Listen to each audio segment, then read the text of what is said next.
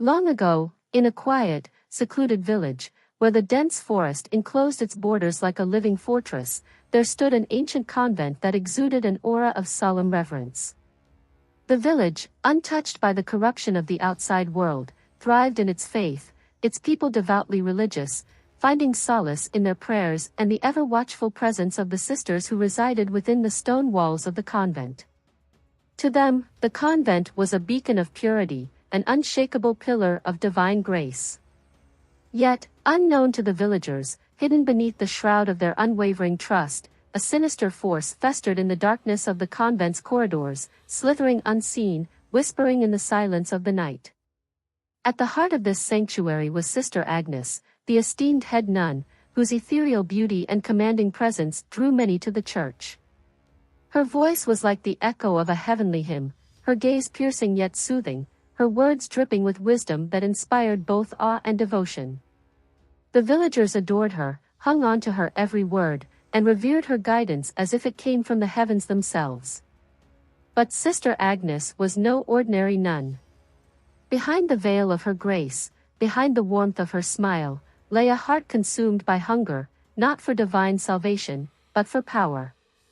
The kind of power that did not come from prayer, nor from the mercy of the heavens, but from the abyss of forbidden knowledge. It began subtly. At first, it was just a curiosity, an innocent flicker of intrigue about the forgotten tomes buried deep within the convent's library. The parchments were old, their ink smudged, their language archaic. Many had been sealed away long ago, deemed heretical by those who once guarded the convent's sacred archives. Yet, to Sister Agnes, they called out like an irresistible siren's song. Her fingers traced the pages, deciphering the forbidden words, absorbing their secrets. What harm could there be in understanding? Knowledge was neither good nor evil, it simply existed, waiting for the right hands to wield it. Days turned into nights, and nights into weeks, as Sister Agnes indulged in the shadows of ancient wisdom. The deeper she ventured, the more her thirst grew. The scriptures spoke of powers beyond the realm of mortals, of rituals that could transcend the limitations of the flesh, of spirits bound in eternal slumber, waiting, yearning for the one who would set them free. Sister Agnes, now captivated by the allure of the unknown, no longer saw the convent as a place of worship, but as a conduit, a gateway through which she could seize what had long been sealed away. Then came the storm. It was unlike any that had struck the village before. The heavens trembled, their wrath unleashed in torrents of unrelenting rain, thunder bellowing like an angry god, and lightning slashing through the sky with violent fury. The villagers cowered in their homes, whispering prayers, crossing themselves as the wind howled through the narrow streets like 1,000 wailing spirits. But within the convent, Sister Agnes did not tremble. She did not pray. She stood before the altar of her secret chamber, the candlelight flickering wildly, her robes billowing with the unseen energy that pulsed through the air. The final words of the incantation spilled from her lips. Then, a flash of lightning, a deafening crack, and a force unlike anything the world had known was unleashed. The ancient oak tree, the guardian that had stood for centuries just beyond the convent's gates, was struck. The impact split its colossal form as if divine judgment itself had smote it. The villagers who dared to peek from behind their shuttered windows saw the sacred tree sundered, its once mighty roots writhing like tormented limbs. A gust of wind, unnatural and malevolent, surged through the streets, snuffing out lanterns, plunging the village into a suffocating darkness. And then, from the hollowed-out remains of the oak, something moved.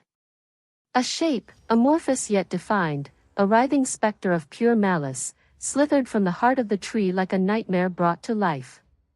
Its form was smoke and shadow, its edges shifting, flickering in and out of existence, as if the very air recoiled from its presence. It had no eyes, no mouth, and yet it saw, felt, hungered. It had been bound for centuries, imprisoned within the roots of the ancient tree, silenced and forgotten. Until now. Sister Agnes stepped forward, her breath steady, her pulse unshaken. The entity loomed before her, its essence twisting around her like invisible tendrils, tasting her, measuring her. It could sense her will, her desires, the darkness that lurked beneath her skin. "You have called," it did not speak, and yet its words coiled around her mind. "And I have answered." A pact unspoken, a covenant sealed without ink nor blood. The spirit did not ask what she desired, it already knew. And in that moment, beneath the fractured remains of the oak, beneath the relentless roar of the storm, Sister Agnes ceased to be merely a nun. She became something more. Something unholy. The villagers, unaware of what had transpired that night, woke to a strange stillness. The storm had passed, yet an eerie quiet clung to the air like an invisible shroud. The broken remains of the ancient oak stood as a monument to something unnatural, its hollowed core blackened, scorched from within. Those who dared to approach felt an unease, a whisper at the edge of their perception, urging them to turn away, to forget. And within the convent, Sister Agnes emerged from her chambers, her eyes darker, her presence more commanding. There was something in the way she moved, the way she spoke, a subtle but undeniable shift that sent an unexplainable shiver down the spine of those who gazed upon her. From that day forward, the village was never the same. Sister Agnes, now bound to the malevolent entity she had unleashed, became something more than human. The spirit did not simply possess her, it had become part of her, entwined with her very soul. The once radiant nun, revered by the villagers, now carried an aura that was both intoxicating and dreadful. Her voice, once soothing like a hymn, now carried an unnatural cadence that seeped into the minds of those who heard it, bending their will to hers. Her eyes, dark as the abyss, seemed to see through flesh and bone, peeling away secrets, exposing the weaknesses of all who dared to look upon her. Under her rule, the village changed. It was subtle at first, almost imperceptible. Whispers replaced laughter, glances became furtive, and conversations were always measured, always guarded. People who once gathered in the marketplace to share news and laughter now hurried past one another, afraid of what might be overheard. There was an unspoken understanding that Sister Agnes knew everything. Secrets long buried, sins whispered in the darkness, fears tucked away in the quiet recesses of the mind, all were known to her. And those who displeased her, who questioned her influence, suffered misfortunes too precise, too cruel to be mere coincidence. The village's once thriving crops began to wither. At first, it was blamed on an unusually harsh frost, then a drought, then the soil itself. But as the seasons passed, the land refused to yield, no matter how the farmers toiled. Livestock sickened and perished with no clear cause. Children fell ill with fevers that no medicine could break. The well water, once pure, turned foul overnight. Fear took root, coiling around the village like a choking vine, tightening its grip with each passing day.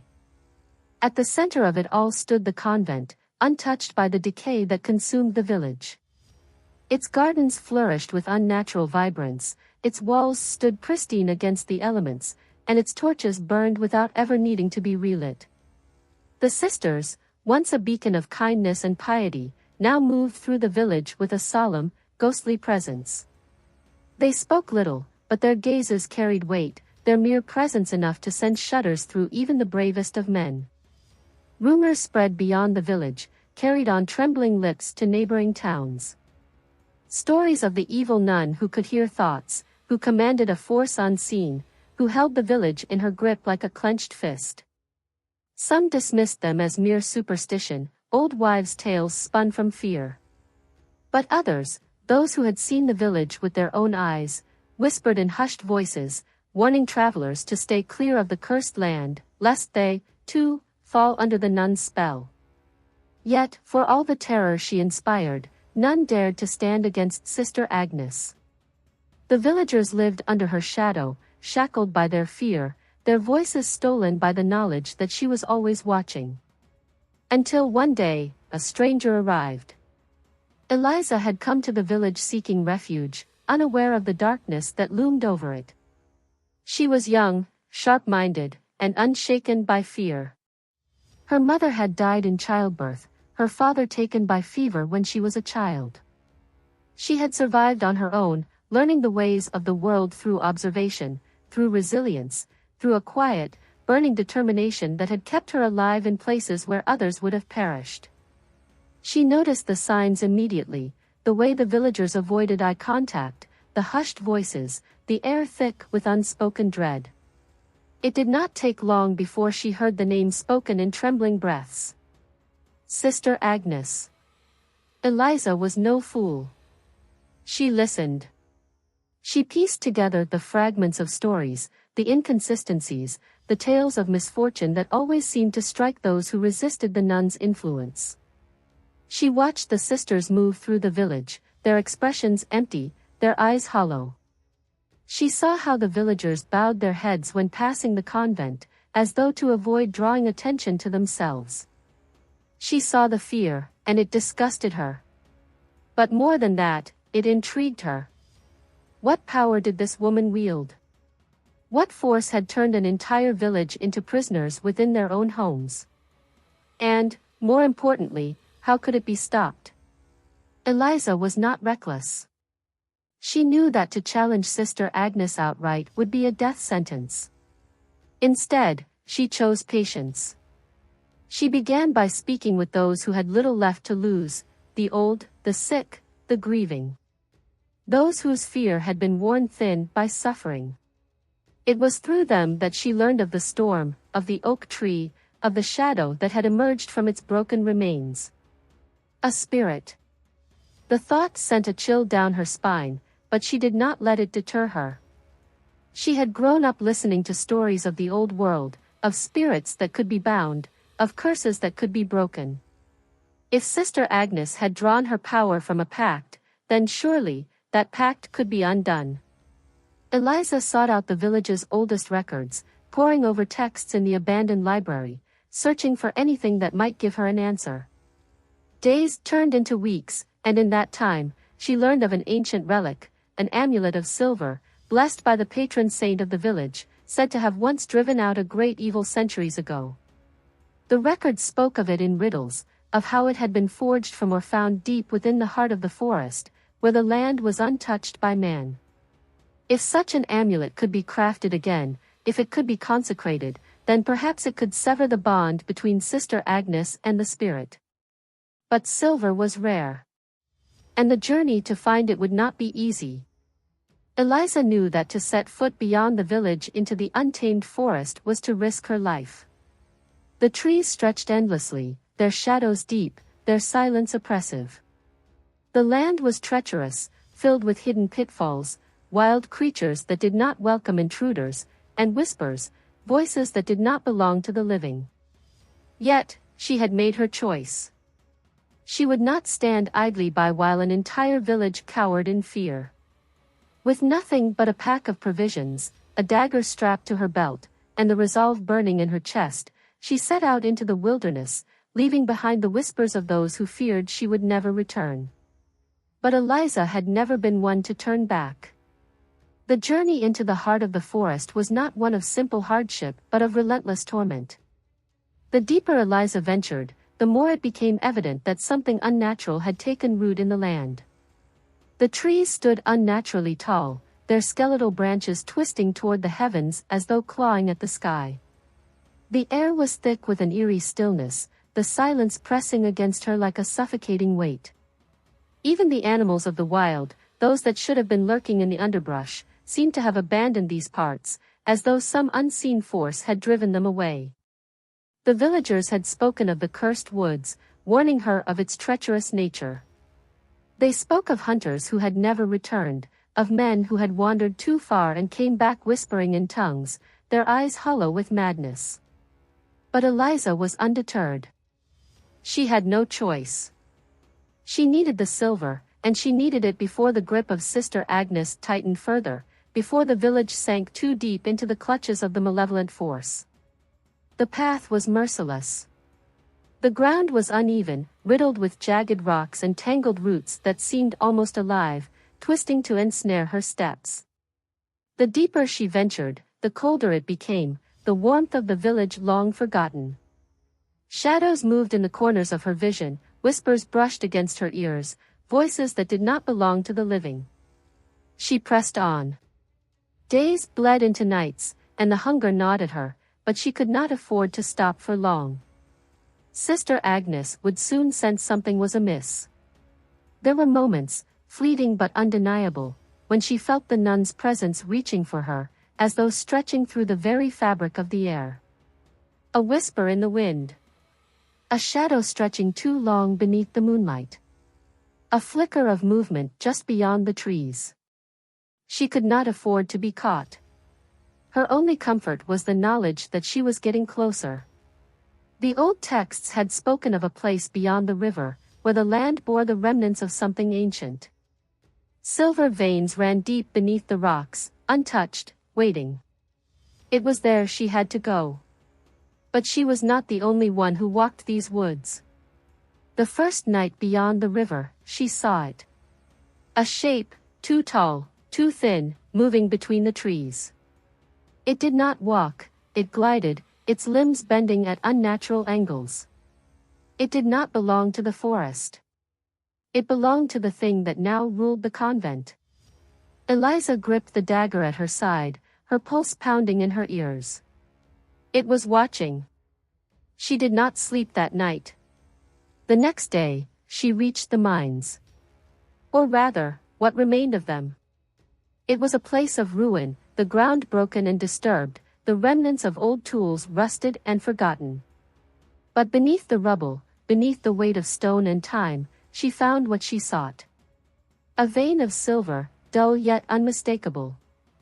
She worked tirelessly, prying it free with her hands, with makeshift tools, with every ounce of strength she had left. Her fingers bled, her arms ached, but she did not stop. Every moment she remained, she knew she was being watched. When at last she had enough, she did not linger. She gathered her things and fled before the night could claim her. The journey back was worse. The presence that had stalked her before was no longer hiding.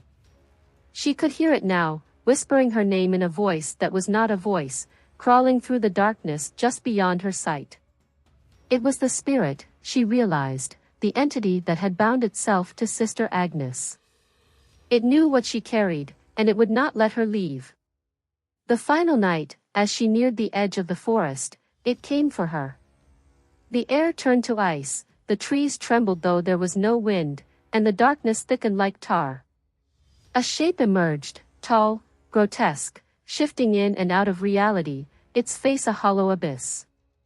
It did not move toward her. It was already there. Eliza's breath caught in her throat. She could feel it clawing at her mind, peeling through her thoughts, searching for weakness. Fear, it whispered, is the gateway. Give in, and I will make it painless. But Eliza was no ordinary woman. She had spent her life surviving, clawing her way through the cruelty of the world, and she was not about to let this thing take her. She gripped the silver, raw and unrefined, in her bloodied hands and held it close to her chest. It burned against her skin, pulsing with something ancient, something holy. The spirit recoiled. With the last of her strength, she ran. The moment she crossed the threshold of the village, the presence vanished, as though the very ground had severed its grasp. She collapsed to her knees, the silver still clutched in her hands. She had done it. But the battle was far from over. The months that followed were grueling. The silver had to be forged, purified, blessed. The village's patron saint had once been a protector, a force against darkness, but faith had long since withered in this place. The priests were gone. The relics abandoned. There was no one left to consecrate the amulet. No one but her. Eliza spent every waking moment studying the old rites, the forgotten prayers, the ancient blessings that had once driven out evil. She worked tirelessly, forging the amulet with her own hands, whispering incantations over the molten silver, carving the sacred symbols into its surface. And all the while, Sister Agnes watched. The nun knew. There were nights when Eliza awoke to the feeling of unseen eyes on her, to the whispers creeping beneath her door, to the sound of her own name carried on the wind. The villagers warned her, begged her to stop. Sister Agnes had already taken so much from them, did she want to suffer the same fate? But Eliza did not waver.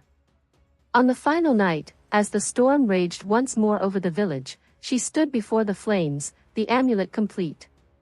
It gleamed in the firelight, pulsing with power, thrumming with the echoes of the past. It was ready. And so was she. Tomorrow, she would face the evil that had plagued this village for far too long. Tomorrow, the battle would begin. The wind howled through the narrow streets of the village, carrying with it the scent of rain and something else, something old, something rotting. The storm raged above, lightning slashing through the darkness like celestial swords, illuminating the towering silhouette of the convent against the sky.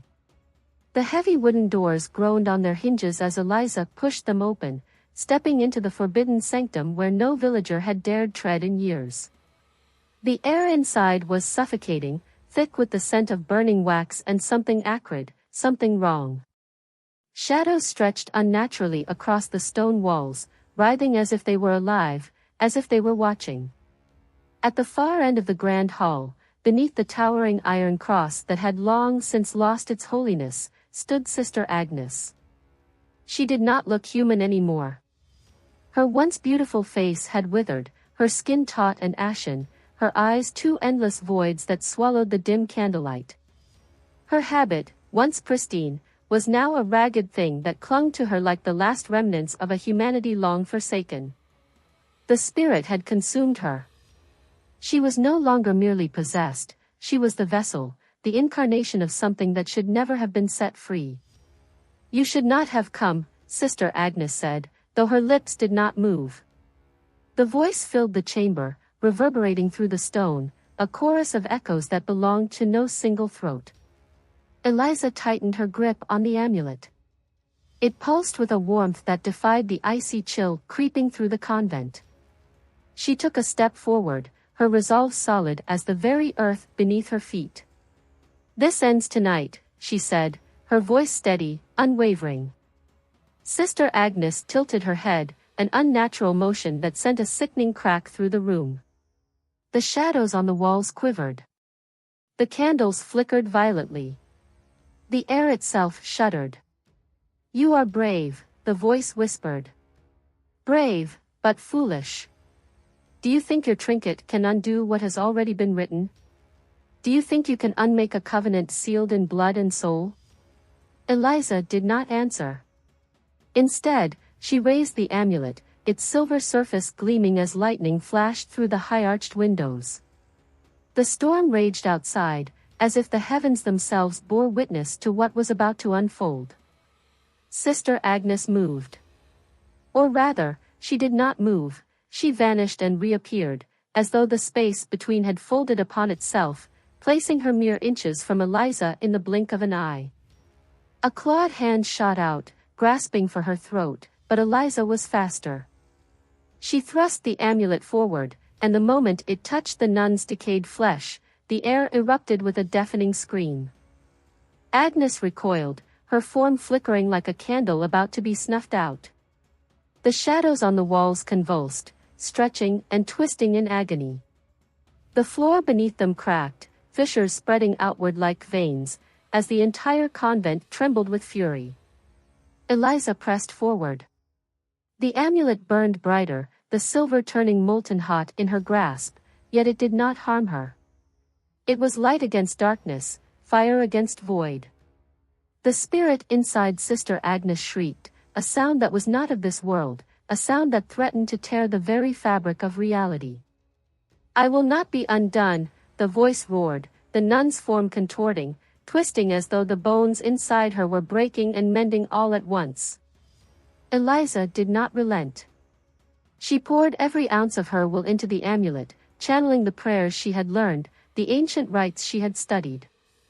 The silver pulsed, sending ripples of energy through the air, forcing the darkness back, peeling it away from Sister Agnes like rotting flesh from bone. The spirit fought. The storm outside grew wilder, the thunder rolling like war drums, the wind shrieking through the shattered windows, sending shards of glass cascading to the floor. The iron cross above them trembled, its weighty frame creaking as if something unseen was straining against it.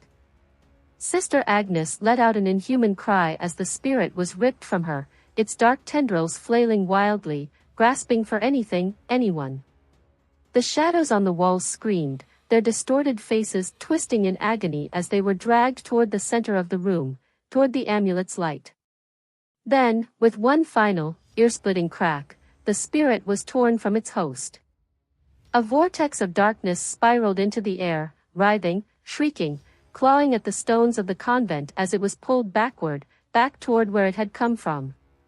The storm outside surged, lightning striking the earth with deafening force, as the shattered oak tree in the village square trembled.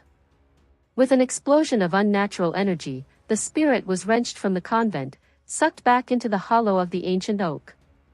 The fissures in the ground sealed. The shadows stilled. The wind ceased. And the silence that followed was absolute. Eliza gasped, her knees buckling beneath her as the weight of what had transpired bore down upon her. The amulet, now cool in her grasp, flickered weakly, its energy spent. At her feet, Sister Agnes lay motionless. The nun's face, once grotesque and unnatural, had softened. The darkness had been stripped from her, leaving behind a frail, broken woman. Her chest rose and fell in shallow breaths, her hands trembling as if they no longer remembered how to move. For a long moment, neither of them spoke. Then, with great effort, Sister Agnes turned her head, her gaze meeting Eliza's. There was no longer malice in those eyes, no longer hunger. Only regret. Only the shadow of the woman she had once been. "I was blind," she whispered, her voice raw, no longer layered with the echoes of something inhuman. "I thought I could control it." Eliza said nothing. There was nothing to say.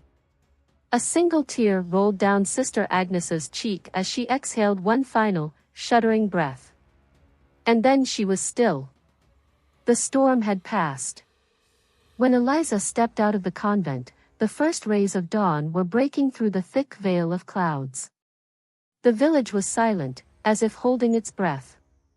Then, one by one, doors creaked open, hesitant faces peering out into the morning light. It was over. The village that had suffered under Sister Agnes's rule for so long was finally free. Eliza did not stay for the celebration, for the whispered praises, for the offerings of gratitude. She had done what she had come to do. The amulet, though now dormant, still pulsed faintly in her palm, a reminder, a warning. As she left the village behind, she did not look back.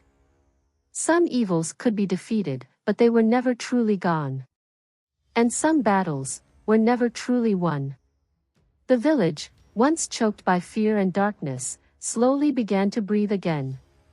It was not an immediate transformation, nor was it effortless. The scars left by Sister Agnes's reign did not fade overnight. The land, though finally free of the malevolent presence that had drained its life, took time to recover. The first days were marked by an eerie stillness, as if the earth itself was unsure whether it was truly safe to awaken from its nightmare. The villagers, too, tread cautiously, unwilling to believe that the terror had truly ended. But as the weeks passed, signs of renewal emerged. The fields, long plagued by rot and decay, stirred with new life. The rains, once violent and vengeful, softened into nourishing showers. Seedlings sprouted where the soil had been barren for years. It was as if nature itself had been waiting for the curse to be lifted, for the chains binding it to be broken. The once deserted village square came alive again, and for the first time in years, laughter echoed through the streets. Eliza, though weary from her ordeal, found herself at the center of it all. She had never sought praise, never longed for recognition, and yet the villagers looked to her with reverence. To them, she was more than just the woman who had broken Sister Agnes's hold. She was a beacon of hope, a symbol that even the most overwhelming darkness could be driven back. They told stories of her bravery, of the night she had faced the evil nun alone within the cursed convent, of how she had emerged victorious while the storm raged. Some claimed the heavens had answered her prayers, that she had been chosen by the saints themselves to deliver the village from damnation. Eliza did not correct them. The truth of what had happened inside the convent was something only she knew, and there were things about that night she did not wish to recall. The way the darkness had clung to her skin, the way the spirit had whispered to her, promising her power beyond imagination if only she would surrender. It had known her fears, her weaknesses, her doubts. It had tried to tempt her, to break her. Even now, in the quiet moments of solitude, she could still hear its voice in the farthest corners of her mind, a lingering shadow, a whisper that would never fully leave her. The villagers, in their gratitude, tried to persuade Eliza to stay. They offered her a home, a life among them, a place where she would always be honored. But Eliza was not one to be bound to any place for long. She had done what she had come to do. The darkness had been vanquished, and the village no longer needed her. There were other places, other evils lurking beyond the forests, beyond the mountains. She did not know where she would go next, only that she would not stop moving. And so, one quiet morning, before the village had fully stirred from sleep, Eliza packed her few belongings and left without fanfare. She walked through the now thriving fields, past the towering remains of the shattered oak tree where the spirit had been sealed once more. The hollow within the trunk had darkened, its edges charred and lifeless. The curse had been bound again, but Eliza knew better than to believe it was truly gone. Evil did not die, it merely waited. She placed a hand on the rough bark, feeling the silence beneath it. There was no movement, no whisper of malice, no sign of the presence that had once lurked there. But still, she did not trust it. The old texts had spoken of such spirits, forces too ancient to be destroyed, too clever to be forgotten. They could be caged, but they were never truly gone. Would the spirit one day find another fool to set it free? Would another seeker of forbidden power stumble upon its prison, just as Sister Agnes had? Eliza did not know. But she had learned one thing: there would always be those who sought the darkness. There would always be those who believed they could wield it without consequence. And when that time came, when the cycle threatened to begin again, someone would have to stand against it. She walked away from the village, the morning sun casting long shadows in her wake. She did not look back. For years to come, the story of the evil nun and the girl who had defeated her would be told. Parents would whisper it to their children at night, warning them never to seek power where it did not belong. The villagers would speak of the woman who had saved them, the lone traveler who had walked into their nightmare and emerged victorious. And deep within the heart of the ruined convent, in the silent halls where darkness once reigned, the air remained still. The doors stood open, the rooms abandoned, the walls untouched by time. But if one listened closely, if one dared to stand in the place where Sister Agnes had fallen, they might hear something faint, something hidden beneath the hush of the wind. A whisper. A sigh. A voice waiting to be heard once more.